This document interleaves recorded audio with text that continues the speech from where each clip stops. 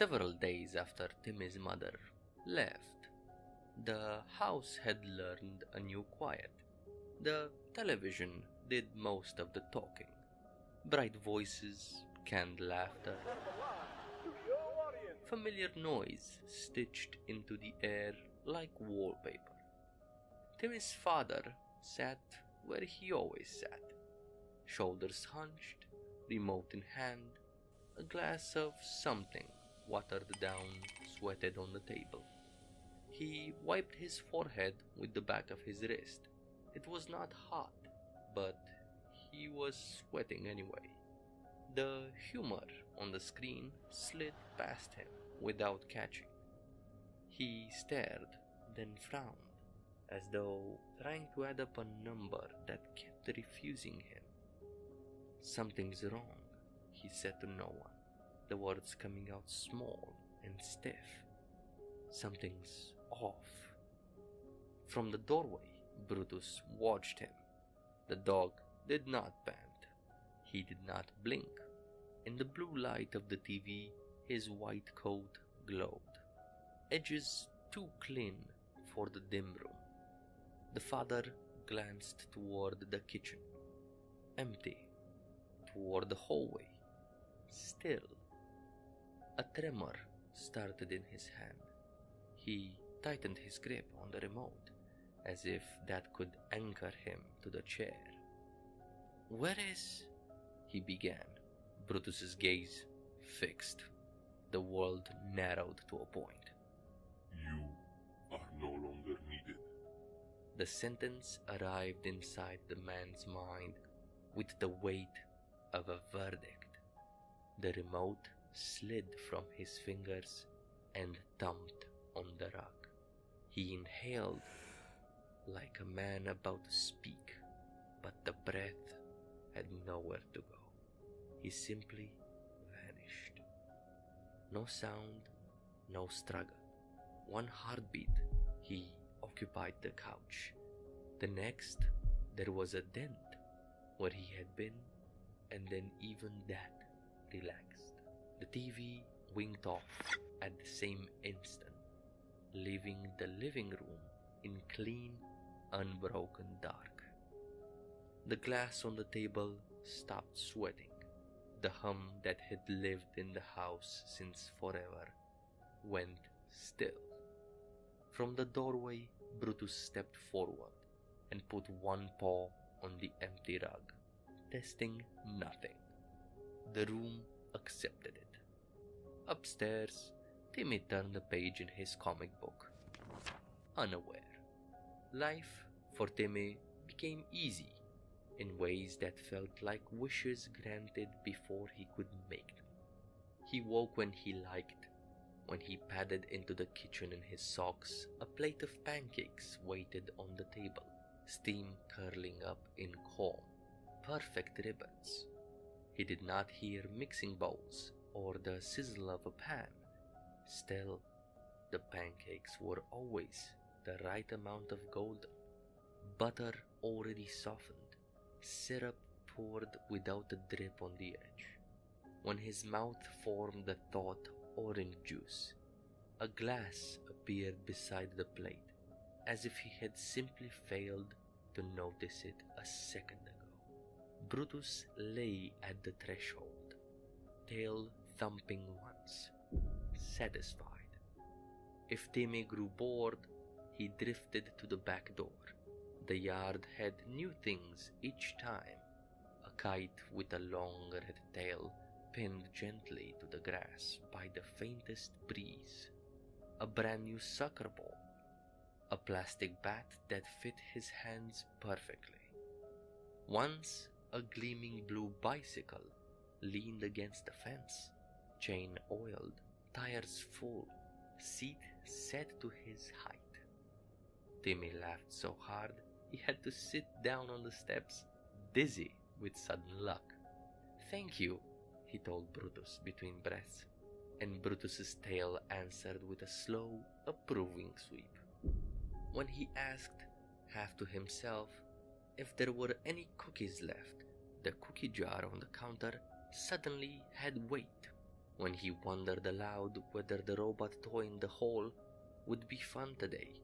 It seemed to remember how to light up, tiny chest pulsing, as if it had learned a new trick in the night.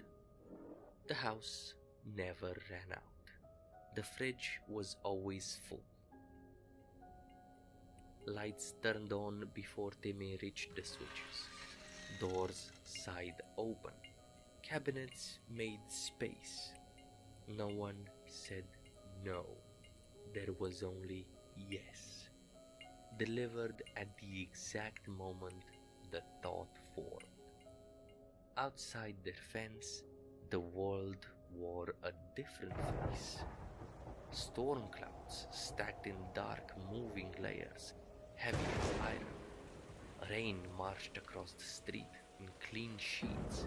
Trees beyond the property line thrashed and bent.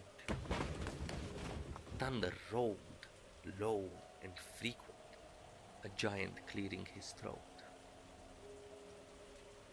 But over the house and the yard, sunlight held steady. The grass glowed, shadows were soft, wind moved like a hand, careful not to disturb a sleeping child. The storm respected the border without touching it, as if it had been taught a rule. Timmy noticed the contrast only as a curiosity. "Looks like a movie," he said one afternoon, watching rain blur the neighbor's roof. While the sun warmed his shoulders, he stuck out his palm past the fence line, felt cold drops, laughed, and pulled back into light. Brutus stood beside him, white coat bright as a flag, eyes on the line where weather ended. At night, when Timmy climbed into bed, the room already felt the right temperature. The blanket settled with a weight that made sleep easy. Brutus lay on the rug, head on pause. If Timmy woke and whispered a want, water, a different pillow, the night light a little dimmer, the want dissolved into having. He never wondered how. He only knew that with Brutus meant without trouble. The calendar on the fridge did not flip.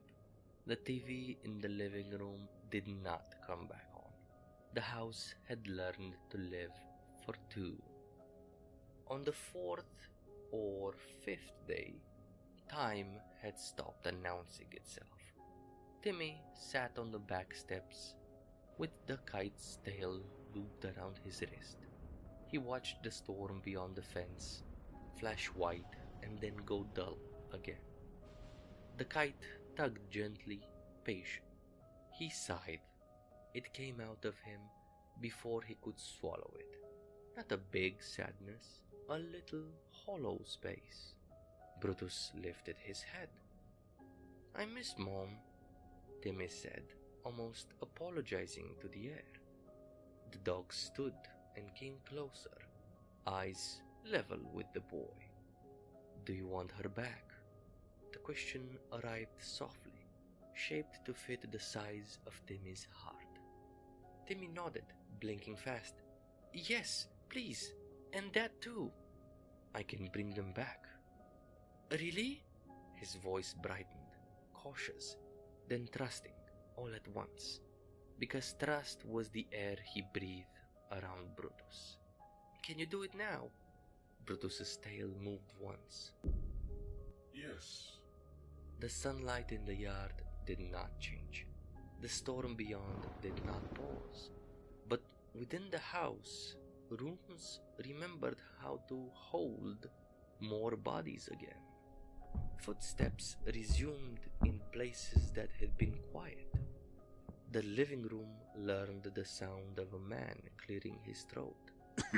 The kitchen practiced the rhythm of a woman's hands on countertops. Voices floated from room to room, soft, distant, exactly where Timmy needed them to be, so the world felt full. Timmy ran inside. "Mom?" he called, excited, hopeful. "Dad?" They stood in the hallway like they had always been standing there, waiting for him. They were the right heights, the right shapes. Clothes fit the way his parents' clothes fit. His mother's hair fell just so. His father's shoulders carried the same everyday slump. Their faces were smooth, not blank like paper, not masked, smooth, as if a careful hand had pressed away every edge but left the idea of a face behind. Where eyes should have been, there was the impression of seeing. Where a nose should have risen, there was the suggestion of breath. And in the middle, a smile, wide, gentle, permanent. The smile did not move when they spoke. It did not need to. "Sweetheart," his mother's voice said, perfectly her, shaped without lips. "There you are." "Champ," his father's voice added, warm and easy. "We missed you." Timmy's chest loosened. He ran forward and hugged them, their arms wrapped around him with the right weight, the right smell of home. He laughed into the space where a shoulder met a neck and found nothing missing. His eyes slid past what we cannot unsee. Behind him, Brutus stood at the end of the hall, watching. The sunlight lay across his white fur like a pool. Timmy pulled back from the embrace, grinning. "Brutus did it! He brought you back!" Both parents, both shapes, turned their smooth attention toward the dog. The smile held. "Thank you, Brutus," they said together, in voices perfectly human and perfectly wrong. Brutus's ears flicked once. Inside his mind, where no one else could follow, a thought settled into place, with the finality of a door clicking shut. Everything is perfect now. In the living room, the TV remained dark. Outside the window, the storm beat at the edge of the yard and went no further. The refrigerator hummed a contented note, exactly as long and loud as it should. Timmy laughed and tugged his faceless mother's hand toward the kitchen to show her the pancakes that would be there when he arrived. Brutus turned his head and looked through the wall, out toward the line where sunlight ended. He watched the storm for a long, measured moment, as if making sure it remembered the rule. Then he sat, huge and calm, a white shape at the center of a small, unchanging universe, and did not move.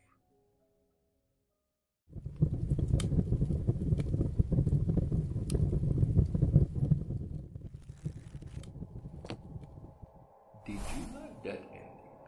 The story has ended, but more are on the way.